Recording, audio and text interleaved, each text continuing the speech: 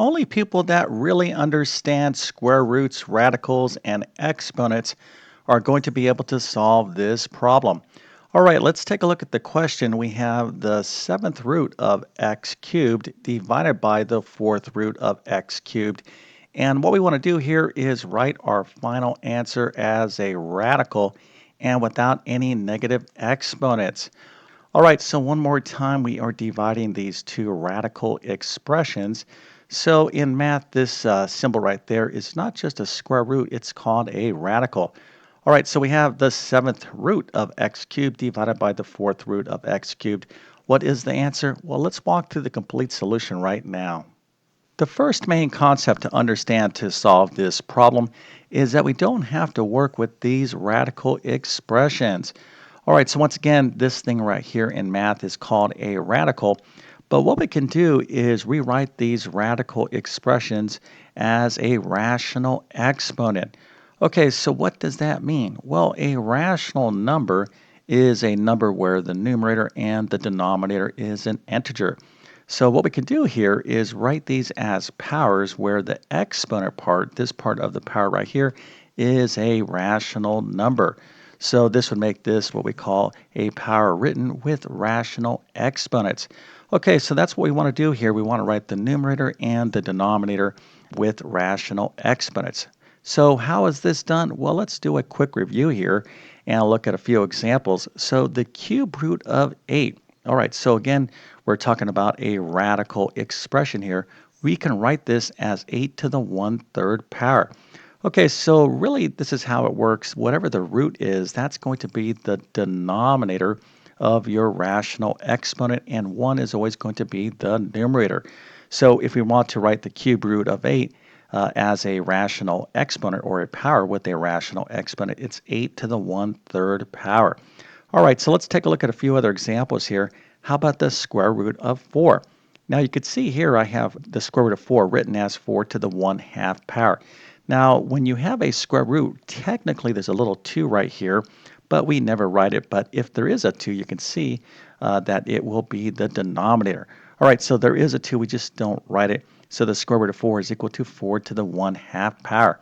All right, so if we have the square root of x, that is equal to x to the 1/2 power. And if we had the cube root of x, that would be equal to x to the 1/3 power.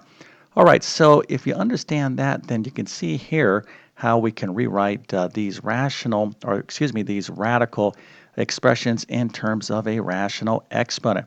All right, so what we have here is x cubed, all of this to the 7th root. So this is x cubed to the 1/7 power.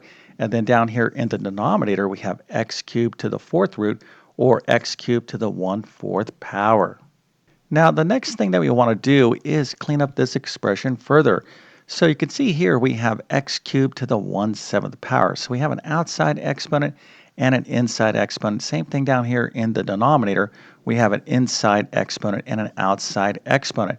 Now, x cubed to the 1/7 power is equal to x to the 3/7 power, and x cubed to the 1/4 is equal to x cubed to the 3/4 power. All right, now there is a property, and I'm going to explain it in just one second, that says you can take the outside exponent and multiply it to the inside exponent. So 1/7 times 3, of course, is 3/7, and 1/4 times 3 is 3/4. All right, now why is that? Well, let's take a look at a simple example.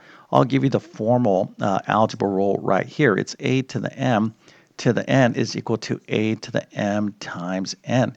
Now, what does this mean? Well, it just means that when you have a power to an outside exponent, you can just simply multiply the exponents and simplify the expression. But let's just take a look at a simple example just to make sure that this is correct. What if we had 2 squared to the 3rd power? Well, what does this mean? Well, it means take 2 squared, which is what? Well, that's 2 times 2, and multiply it by itself 3 times. So 2 times 2 times another 2 times 2. So here we have 2 times 2 times 2 times 2 times 2 times 2, which of course is 2 to the 6th power. But instead of writing all these 2's right here, we can just simply follow the property. So 2 squared to the 3rd power is 2 to the 2 times 3, or 2 to the 6th power. Okay, so the next thing that we need to do is divide these powers. So I have x to the 3/7 divided by x to the 3/4. So we have a property of powers and exponents that says what we're going to do is subtract these exponents. We're going to start with the numerator exponent first, so that is 3/7, and then we're going to subtract away the denominator exponent, which of course is 3/4. Okay, so when we are dividing powers, what we're going to do is find the difference of the exponents, and you always start with the numerator exponent first. But let's kind of see a simpler example of this. So let's suppose we have x to the 6th power divided by x squared. So if we apply this property, what we have to do is subtract away 2 from 6. So 6 minus 2, of course, is 4. All right, now that would be, or the final answer here would be x to the 4th power. So if we have x to the 6th divided by x squared, the answer is x to the 4th power, or the difference of those exponents. But we can see this property in action because x to the 6th is what? Well, this is 1, 2, 3, 4, 5, 6 x's, and then x squared is x times x. And of course, we can cross cancel 2 of these x's, leaving us with the x to the 4th in the numerator. Okay, so this is another property that you need to understand in order to solve this problem. All right, so now what we need to do is clean up these fractions and figure out what 3/7 minus 3/4 is equal to. Are you struggling in math because of confusing lessons?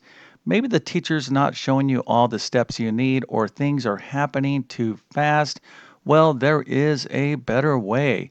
So come on over to my math help program at tcmathacademy.com. There you'll find clear step-by-step instruction by me that will definitely make a huge difference in your math success. So make sure to check out all my courses by following the links in the description. So now what we need to do is subtract these fractions. Okay, so we have 3/7 minus 3/4.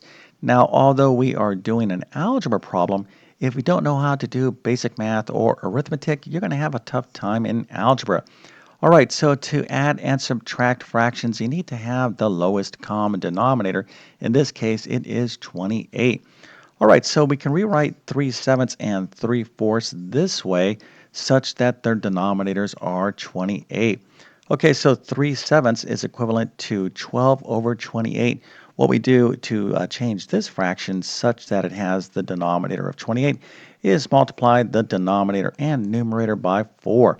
Okay, so 3/7 is equivalent to 12 over 28, and 3/4 is equivalent to 21 over 28. Again, to change a fraction to a new denominator. So in this example, we could change this 4 into a 28 by multiplying it by 7, but we also have to multiply the numerator by that same number. Okay, so 3 times 7, of course, is 21, and 4 times 7 is 28. Okay, so now we have 12 over 28 minus 21 over 28. And here, what we have to do is subtract the numerators. So this is going to be 12 plus a negative 21. And you have to be very careful here because 12 plus negative 21 is negative 9. So 3/7 minus 3/4, or 12 over 28 minus 21 over 28 is negative 9 over 28. All right, so now here is where we're at in this problem. We have x to the 3/7 minus 3/4. This is equal to x to the negative 9 over 28. Okay, so we're getting really close to the final answer. So again, x to the 3/7 minus 3/4 is equal to x to the negative 9 over 28. But if you recall in the beginning of this problem, I said you cannot leave your answer with a negative exponent, and I don't want the answer written in terms of a rational exponent. I want it written as a radical. So what we have to do here is take 2 more steps to finish this problem. Okay, so the first thing that we need to do is address this negative exponent. So there is another property that you need to understand with powers and exponents, and that has to deal with negative exponents. So the rule is the following. A to the negative n is equal to 1 over a to the n. So when you have a negative exponent and you want to write it as a positive exponent, what you need to do is take this entire power and write it over 1. So now you have 1 to the a to the positive n power. Okay, so we can do that right here. So we have x to the negative 9 over 28. I can write this as 1 over x to a positive 9 over 28. And now what we need to do is write this as a radical expression. Okay, so remember, in a rational exponent, the denominator is the root. So what we have here is the 28th root of x to the ninth power. So if we wanted to convert or write this radical as a rational exponent, how would we do that? Well, we have x to the ninth, all of this to the 1 over 28th power, which of course is x to the 9 over 28th, which we have right here. Okay, so you need to know how to go from a rational exponent to a radical expression and vice versa, but this is the final answer. So 1 over the 28th root of x to the ninth. Okay, so how did you do? Well, if you got this all right, that is super impressive. I definitely have to give you a nice little happy face, an A plus and a 100%. Now, what we're talking about here is Algebra 1, Algebra 2 level algebra. Now, this word algebra, really covers a broad spectrum starting from pre-algebra, which is like basic algebra, then algebra 1, algebra 2. The whole spectrum of algebra is just a continuum, right? So you start learning something about algebra and pre-algebra, and you continue to grow. But the concepts that are covering here are typically taught in like first year and second year algebra. Now, if you need help with any of this stuff, make sure to follow the links in the description. I would recommend my pre-algebra, algebra 1, or algebra 2 courses, all depending on what level you are at. But you definitely need to understand powers and exponents.